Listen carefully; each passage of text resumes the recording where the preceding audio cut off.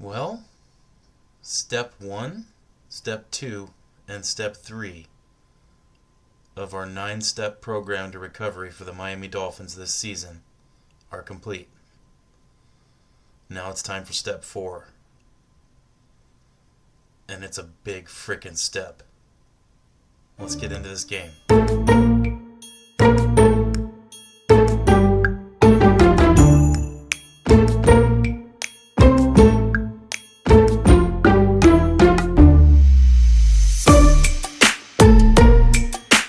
Dolphins fans, thank you for coming and checking out my little channel. I appreciate you coming and listening to me talk about my favorite team, the Miami Dolphins. I'm the Frozen Fins fan, all the way up here in North Pole, Alaska. And it's cold here too. Before I get into this game, I want to cover some things about this week that we should be looking for. And I want to talk about some paths that we have to make it into the playoffs, things that we would need to have happen, and the best chances of that happening. So, the first thing I wanted to mention here is as we get into this week, there are some games that we should be watching with interest. Now, some of these games are more important than others, and I will explain why some of these are important and some of these are really important. The first game that we need to be looking at here is the Chargers playing Atlanta. This is a game that the Chargers could very easily lose if the Falcons are playing the kind of football that they started the season playing. I do think it's possible. The Chargers could win just as easily in this game. It's kind of a toss-up in my opinion. So we need to be rooting for the Chargers to lose, obviously. And what we're looking for here is as many ways into the playoffs as possible, and the easiest way. So the first thing that would be great to have happen in Week 13 is that the Chargers lose to the Falcons. The second thing, and I'll explain this in a little bit, Pittsburgh needs to lose to Cincinnati. Now you're thinking probably, well, why would we want that? Well, I'll get to it. Just be patient. Pittsburgh losing to Cincinnati would actually help us. And Indianapolis needs to lose to the Patriots.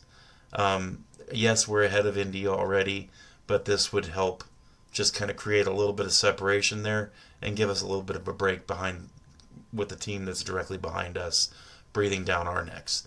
So Indy losing to the Patriots would help, and the Patriots winning a game in our division wouldn't hurt us at all. So that's kind of what we need to look for there. The last one that we need to look at is Denver playing Cleveland.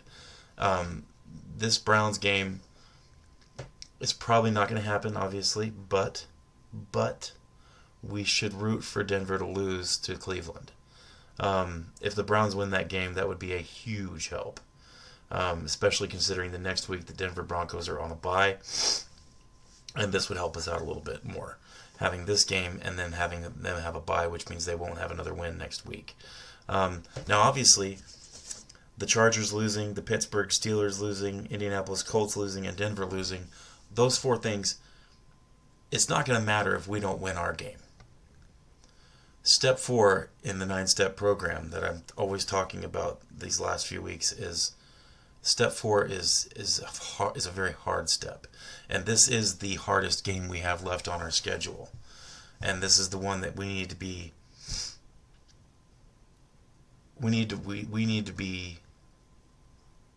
near perfect to beat this team.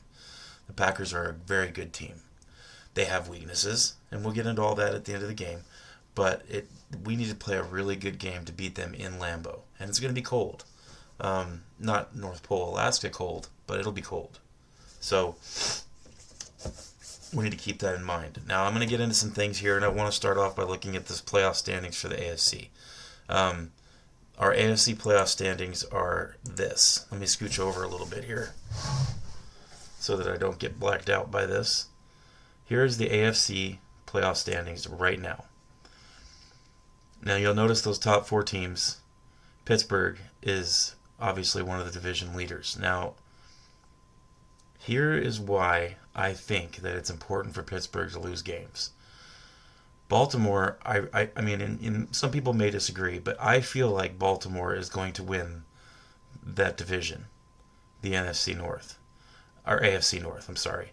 I feel like Baltimore is going to win that division, and that means Pittsburgh would be down in the wild card teams. Now, I know that Pittsburgh Baltimore is not winning that division right now, but look at the records: 8-4 for Baltimore, 8-3 for Pittsburgh. It's very close, and I do think with like every ounce of my soul that Baltimore is going to win that division. Now, that'll bring Pittsburgh, like I said, into the 5, 6, and 7 spots of the wild card. Now, that's why I think it's important for Pittsburgh to lose. I'm playing what I think is going to happen here, and I think Pittsburgh's going to be down here, and Baltimore is going to be up in the third or second position, depending on what happens with the rest of the AFC. But I don't think that the Pittsburgh Steelers are going to win that division. Now, if you figure Pittsburgh, Denver, and the LA Chargers are all above us, and you figure they're going to finish in the 5, 6, and 7 spot, we want those three teams to lose. And that's why I had Pittsburgh on that games to watch list. Now, if you continue to look here, Cincinnati's 4-7, Miami's 5-6, Indianapolis is 5-7. So they're not very far behind Miami. And that's why I said from here on out, it's pretty much win or go home. It's already playoffs for Miami. Could they lose a game and still make the playoffs? Yeah, maybe. But you really want to take that chance? We need to win every game. And if we do that, we're going to make the playoffs. Because these three teams are not going to win their games. They might win one or two. But the Chargers and the Broncos and the Steelers, and this is another reason I think the Steelers are not going to be in that division leader spot, is because they all have a very, very tough schedule. So let's look at this. Let's look at the schedules for those three teams. Let's start with our schedule, the Dolphins' schedule for the rest of the season. We have Green Bay on Thursday. Then we have the Jets, Houston Texans, San Francisco 49ers, Cleveland Browns, and the Jets again. Now, the two games that are going to be cold games are the last two, at Cleveland and at New York. This Jets game at the end of the season, that's going to be maybe not snowy and super cold, but it's going to be windy. It's always windy there. And when you get a little bit of chilly air, that wind starts cutting into you. So those last two games, at Cleveland and at the New York Jets, those are going to be cold weather games. So we need to win. I'm still saying we need to win out here. And we certainly can't afford to lose to Green Bay, because if we lose to Green Bay, number one, all the narratives, oh my goodness. If we lose to Green Bay, we definitely can't lose any of these games. And it's not a totally difficult schedule, but these are teams that are going to play tough. Cleveland has new life with Jameis Winston. I know it's not the best team in the NFL or even near it, but he's playing well enough to win games, especially at home in the cold. So that game in Cleveland's going to be difficult for those reasons. The two New York Jets games, those are going to be difficult just because it's a division rivalry, and the Jets and Dolphins always play tough. So there's that. Houston Texans, it's not as murderous of a game as I thought it was going to be in the beginning of the season, because Houston's really not playing very well. There's definitely a sophomore slump for C.J. Stroud, and I'm just not seeing that as bad of a game as it was. San Francisco not playing like the San Francisco 49ers. Have they missed their window to win the Super Bowl? Have they not? I don't know. But I'm going off of what I see and the stats that I see. And San Francisco is not its normal selves. And right now Brock Purdy's out too, so that doesn't help. So those are our 6 games that we have left. It's not a horrible schedule. This Green Bay game is definitely the hardest thing left on our list. So that's the one that, hopefully that the Dolphins are just focusing on this Green Bay game. And hopefully they're not focused on the Jets, the Texans, the 49ers, the Browns, and the Jets again. This is a one game at a time thing, and it's playoffs for them. So they really need to have a good game against Green Bay. They need to focus. They need to be prepared as you can be on a short week. But that's our schedule, everybody. Not the worst thing in the world, right? So we looked at the Dolphins' schedule. let's take a look at the three teams that we want to lose. We want these three teams to lose every game from here on out. Will it happen? Probably not. Especially the Broncos. Their first game is interesting. It's the Browns game, but it's in Denver. I really don't see Denver losing that game, barring some kind of crazy miracle game. But we should be rooting for Cleveland to win that game. Then they have a bye. Then they play the Colts, the Chargers, the Cincinnati Bengals, and the Kansas City Chiefs. Realistically, I can see Denver losing 3 of those 5 games. I could definitely see them losing to the Chargers. I could see them losing to the Cincinnati Bengals and the Chiefs. Those last 3 games. I'm pretty sure they're going to beat these two teams, but you never know. Sometimes Indianapolis is Jekyll and Hyde. Like you don't know who's going to show up. And as long as they keep screwing around with Anthony Richardson, I don't know what they're doing. Colts fans, if you're somehow in here watching this little video of mine, comment below. Tell me what you guys are thinking, because I don't have my hand on the pulse of Colts Nation, but it seems to me that I would not want Anthony Richardson playing. He seems bad. But that's the schedule for the Broncos. And this is the easiest schedule out of the 3 teams. And this isn't really an easy schedule at all. So that's one. Now let's take a look at, instead of the Broncos, let's take a look at the Chargers schedule. And this is where things get interesting. These first 4 games that the Chargers have here coming up, the last 2 are meh games. They're flexed out, so that obviously tells you something right there. The Patriots in Las Vegas, that's the last 2 games of the season for the Chargers, and I don't really see them losing those 2 games. However, the next 4 games, they're playing at Atlanta, at Kansas City, home against the Buccaneers, and home against the Broncos. The Chargers and Broncos game, I really could see that going either way, and I'm not really sure how that's going to turn out. So one of those teams is going to get a win. But these first 3 games, Tampa Bay is playing well. I don't see the Broncos, I don't see the Chargers winning more than a couple of these games. 2 or 3 max. There's losses there. So, and like I said, they do play the games for a reason. But that schedule is not very easy either. And here is the reason that I really think that we should be rooting for the Steelers to drop out of this. Look at this schedule. They play the Bengals, then they play the Browns.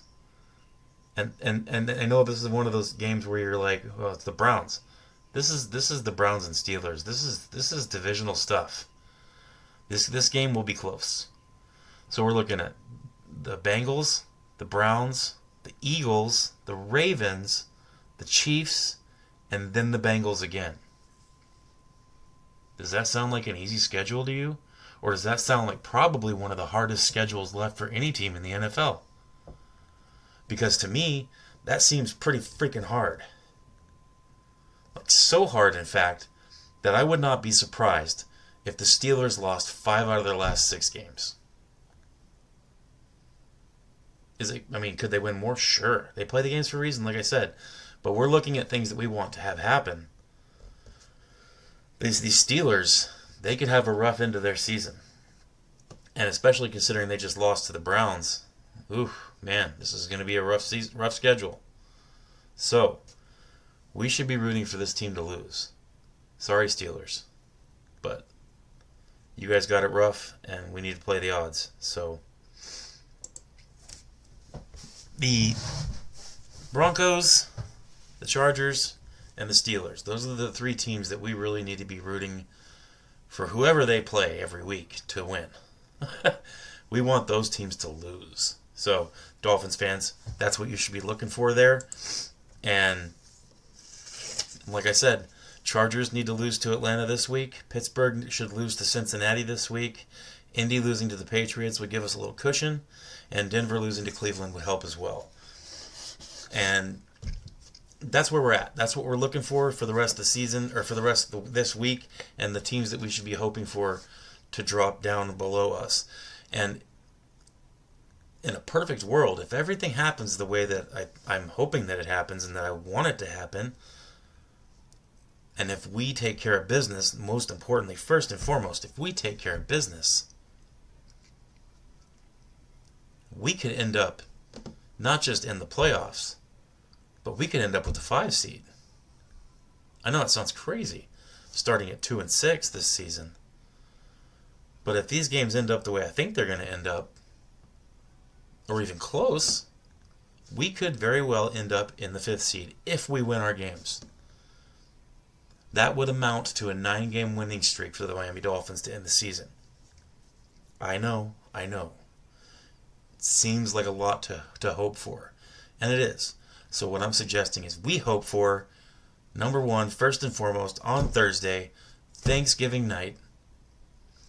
Get up in the morning, watch the parade, hang out with your family, eat some turkey, say a prayer, thanks for Thanksgiving. Whatever you do on Thanksgiving, do it, enjoy it, do it with your family, and then settle down and watch this game and root for our Dolphins to beat the Green Bay Packers in Lambeau Field. It's going to be a cold game. Mid-20s to high 20s is what the weather prediction is supposed to be. I don't know if it's going to snow. I think last time I checked it was a 50% chance of snow, so it's kind of right in the middle there. No one really knows. But it's going to be cold. Miami Dolphins struggle in the cold. However, one thing I do want to point to is that we played one of the coldest games on record in the playoffs last year against Kansas City, in Kansas City, at Arrowhead Stadium. So cold, people were getting frostbite. A guy died in the stands. I'm not even making that up. Go look it up. And today, in his press conference, he said, when they asked him about the cold, he said, well, I mean, now I've experienced what true cold is. I'm not as worried about 25 degrees as I was about 15 below. And that was what it was in Arrowhead with that wind chill. So, we're looking at that and we're thinking, okay. And they asked Tua if he was going to wear a glove. He said, no, I'm not going to wear a glove. I think that's a good idea. As someone who specializes, in snow football, gloves are a mistake. You keep hand warmers in your pocket or in a case or something in your hand pouch. You keep hand warmers in there, and you keep your hands warm out in between plays and when you're on the sidelines. But you don't wear gloves. If you're a lineman or something like that, it's totally different. But when you're in a skill position touching the ball, gloves are a mistake. So, he's not going to wear gloves. He seems like he's got his head on his shoulders. He's playing well. Surgical. And we're going to need a good game from Tua to beat these Packers. We're going to need one of those games where Tua just can't be stopped. Kind of like what we saw against the Patriots. And what we saw against the Raiders. We need a game like that. A game like Tua played against the Buffalo Bills or even the Arizona Cardinals. Tua needs to play well. He needs to continue this streak of doing good and playing a masterclass quarterback is what we need. And that's what he's been doing. So it's not out of the realm of possibility. If anything, we should be expecting it. Tua is excited for this game. He said in a press conference that he's very excited to kill some narratives. He said, bring it on. Okay, that's the talk. That's what you want to hear as a fan. You want to hear him wanting to squash these narratives that he can't win in the cold. He plays bad games in the cold. Can't win at the end of the season. Now it's time to prove it. The talking's been done. Now it's time to actually do it. Action. It's time. So, with that, let's talk about these two teams and some of these rankings that they have. We'll start with Miami and our offense, which is jumping up 4 or 5 places every week during these last 4 or 5 games. The Dolphins are gradually getting better, like I said. These offensive numbers just keep getting better and better. 18 point. We're 23rd in the league for offense in points per game at 19.5 points per game. Our offense is 20th in the league at yards per game at 324.7 yards per game. Both those rankings jumped 3 or 4 positions from last week. Our rushing game is 16th at 116.8 yards per game. If we get 116 yards rushing against the Green Bay Packers, I will be stoked. I will be super excited. Our pass is 19th in the NFL at 207.1 yards per game. The Packers, their offense is 5th in the NFL at 382.5 yards per game. They are 8th in the NFL at 26.2 points per game. Their passing game is 11th in the NFL at 230.7 yards per game. Rushing, they are 3rd at 151.6 yards per game. Defense. For Miami, we are 6th overall in the NFL at 304.3 yards per game. Our defense is 11th in the NFL at 21.5 points per game. Our passing defense is 8th in the NFL at allowing 197.5 yards per game. For rushing, we allow 106.9 yards per game, and that is good enough for 9th in the NFL. Defense for the Packers. They are 12th overall in the NFL, allowing 321 yards per game. They are 10th in the NFL, allowing 20.3 points per game. Passing is 10th in the NFL at allowing 206.5 yards per game, and their rushing defense is 13th at 112.7 yards per game. Their defense is very balanced. So, from an offensive standpoint, we need to run and pass. This needs to be a balanced attack. Now, obviously, this could change. It really depends on what the Packers do. Do they want to run a one high shell, a one safety, a cover one type of situation for defense? Do they want to run that against Miami? If they do, we need to start cutting up the middle of the field and throwing passes 10 to 25 yards down the field. Kind of like what we did against the Patriots. If they give a cover one, that's when we take our shots. If they give cover, it's really simple. It all depends on where they put those safeties on the field. If they put cover one with one safety, throw the ball down the field. Take your shots. If they decide to bring two safeties into the game and play a two-high shell at cover two, if they do that, then we need to run the ball. They will have effectively taken one of their players in the box, outside of the box, and put them in the backfield. If they do that, we need to run the ball and take advantage. Running, and we need to run very short passes, slants, posts, anything, wheel routes, all the stuff that we were doing in the games before the Patriots game. So, if they run too high, if the Packers run too high defense, look for the Dolphins to have those long, drag-out drives. Super, super methodical, down the field in 10, 12 minutes. If they run a cover one, look for more of a game like the Patriots game where the Dolphins were doing what they normally did before this season, where they would just carve up the field. So that's what we need to be looking for, and that's what I would say was going to happen. One of those two things, and that's going to be what we're going to be seeing from our offense based on what we're going to see on defense. So as far as the Packers' offense goes, they run the ball, and they run the ball very well. So obviously, we need to stop the run. That's the big thing, and it's always a point for the Dolphins is run the ball and stop the run. Jordan Love likes to do turnovers. He does turnovers. That's his thing. He turns the ball over. He makes these decisions sometimes that make you go, what was that? That's what we want. We want him hurried. We don't want them to hand the ball off. If we stop the run and put the ball in Jordan Love's hands, he's going to give us chances to be in this game. We need to see that. So, for the points, the keys to victory for our offense. We'll start there. Keys to victory for our offense. Number one, Tua needs to have a game. Absolutely has to have a game. No picks, multiple touchdowns, carve up the defense, high completion percentage.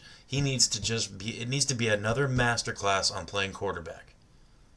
That's what needs to happen. That's the first thing. The second thing is we need to run the ball. Run the ball, run the ball. Did I say run the ball? I think I said run the ball. Did he say run the ball? Oh yeah, I did. I said run the ball. We need to run the ball. It's going to make the passing game so much more deadly if we can suck one of those safeties down into the box. We do that, we're going to get our shots downfield. And then we don't have to wonder what the Packers are going to do because we're forcing them to bring another player into the box. That's what we want.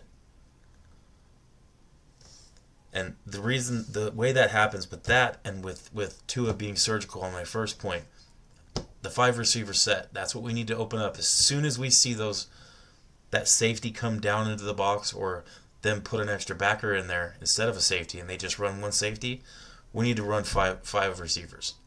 Not just 5 receivers. It could be 4 receivers and a running back. It could be 2 tight ends, 2 receivers, and a running back. But they all need to go at separate points in the field. Open up that entire field for Tua, and he will be surgical. Those things happen that way. The third key to victory on offense. We have got to dominate the line of scrimmage.